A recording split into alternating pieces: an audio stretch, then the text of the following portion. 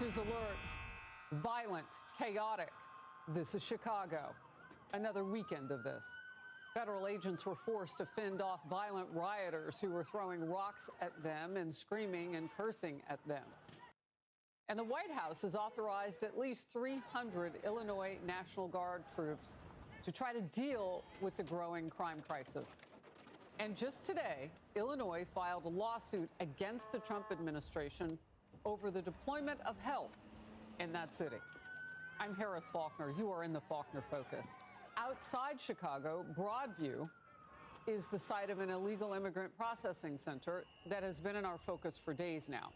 Border Patrol agents there are in danger, and they had to call in local help for a massive group of protesters which surrounded them. All of this over the weekend. Chicago police officers say their bosses ordered them to stay away.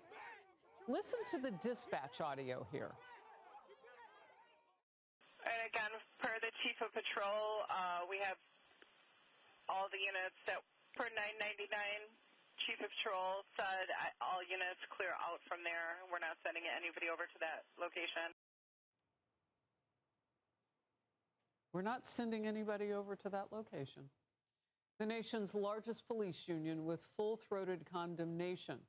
The group's president said members are shocked and appalled, adding they believe that when an officer calls for assistance, you answer no matter what. We are seeing all of this with our own eyes, but Democrats say they don't need any help from President Trump. And they're even trying to flip the switch and blame the president. They want mayhem on the ground. They want to create the war zone so that they can send in even more troops. It's a misuse of the National Guard. They're not needed in this particular role. There is no emergency here in Chicago or in the state of Illinois. The only crisis that we have is the chaos that has been caused by Donald Trump and his administration. Senior correspondent Mike Tobin is in Broadview with more on this. Mike. And Harris, we're hearing from a lot of rank-and-file Chicago cops who say that they are outraged that they were ordered to stand down after federal agents were attacked. The communication for the stand down appears to have come from the chief of patrol himself over the communications platform with the Office of Emergency Management and Communication, reading very clearly, no units will respond to this. Multiple police sources have confirmed that that message is authentic, and it is backed up by audio of the stand-down order. So the chief of patrol, clear everybody up. We're not responding over there. All right, and 999, just to confirm, 39th Police in Kedzie, they were saying that they were being surrounded by that large crowd, and they were requesting the police were not sending, waving off all the cars heading to 39th Police in Kedzie. Again, those are the orders we're being given. Now, the official statement from Chicago Police Department reads, CPD responded to the scene to document the incident. CPD officers were also on the scene to maintain public safety and traffic control. It happened in Brighton Park. The scene was triggered when two individuals allegedly rammed a Border Patrol vehicle with their cars. Border Patrol agents shot the driver of one of the allegedly attacking vehicles. The drivers are now charged federally, but the incident triggered a riot. That's when the calls for help went out. Now, Chicago Mayor Brandon Johnson just moments ago dodged questions about whether that order tracks back to him, but he says he doubts the narrative of the Border Patrol agents. They claimed it was defensive fire, but frankly, we cannot trust anything that comes out of the administration. We have a rogue, reckless group of heavily armed mass individuals roaming throughout our city that are not accountable to the people of Chicago. Their actions put all Chicagoans at risk. Thank you very much. Let's go to Jono Caldwell, my first guest, Fox News political analyst. So, Jono, you were home in Chicago a couple of weeks ago. I mean, that has been your childhood and adult home. And you talked with people about this. Are the elected officials listening to the citizens? Absolutely not, Harris. And I'll tell you, I had an event for the Caldwell Foundation for Public Safety. We had hundreds of people there, white and black almost evenly, Democrats and Republicans, all saying the same thing. They want President Trump's help. Those pleas, those begs and cries have been ignored by Brandon Johnson. They've been ignored by J.B. Pritzker. And it's no surprise the images we're seeing on our screens right now. Brandon Johnson and J.B. Pritzker have been setting the stage for this kind of chaos for weeks. Ever since President Trump said that he wanted to go into Chicago and help clean it up, they've been setting the stage, saying, hey, we got to stand up as Chicagoans and push back on them.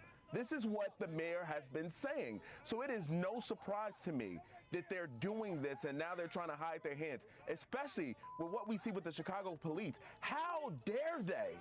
People are in need of help. Send the police officers. But you imagine why crime has been so bad, because the mayor there has been using the police department as a political pawn, not responding to calls. This is absolutely unfortunate and not what we should have in any American city, Harris. Look, we were in that city for a couple of reasons last summer. One was the NABJ debacle, where President Trump, then candidate, visited. You were there. I was there. The other, of course, for the DNC. We have seen Chicago, much previous to this situation, unhinged. We've seen the fence lines go up to try to, protect a convention-going public, and then they go down after everybody starts to leave town and everything folds back in, and there's chaos. Is the mayor at this point, based on all that we have seen up close, Gianno, trying to use the cover of, protesting ICE to cover up the crime stuff that he hasn't dealt with since he's been in office? Whatever they can use is a distraction from their failures. Keep in mind, Brandon Johnson has an approval rating of about 5%, the lowest rated mayor in the history of the city of Chicago. He has continuously failed on this issue. So whatever cover they can use, they will use. We have, as of estimates, almost 500,000 undocumented people in the state of Illinois. There's a lot of work to be done, and I want to congratulate Todd Lyons, the ICE acting director, for being so surgical with sending teams in, and certainly keeping Americans informed as to what ICE is experiencing on the ground. These things matter. They very much matter. And the people of Chicago are happy to see those who came into their city and committed crime against the citizens there, to see them leave. That's what we should all want as Americans. We want safe cities. We want safe streets. We want our kids to be able to go to school without the fear of coming back in a body bag. And that's what we've seen too many times in the city of Chicago. It seems like a singular responsibility and job for those elected officials. Department of Homeland Security Secretary Kristi Noem highlighted just how dangerous things have gotten for her agents. Watch together. They're making plans to ambush them and to kill them. We have specific officers and agents that have bounties that have been put out on their heads. It's been $2,000 to kidnap them, $10,000 to kill them. They've released their pictures. They've sent them between their networks, and it's an extremely dangerous situation and unprecedented. So we've put protective detail around those individuals, changed some of our operations to keep our officers safe. Well, thank the good Lord, they are professionals. And nothing has come to that. But it's their professionalism that we lean on, because it sounds like the elected officials don't care about their safety.